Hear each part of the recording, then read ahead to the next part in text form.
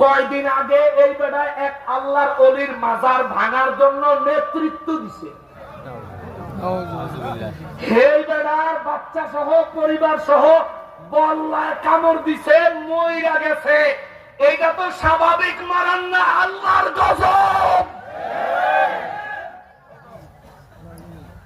বল্লায় তো আমাদের সব বাচ্চা গুলা কামড়া কদুর ফুল্লা জায়গায় এই তো নাকি পেঁয়াজের রস দইলা দিলে, আরো মা বোনেরা কি গুড় দেয়, আরো কত কিছু দিয়া টিয়া নাইলে 4-5 ঘন্টা থাকে, এরপরে আস্তে করে কই মা আবার আগের মতন ঠিক হইয়া যায়।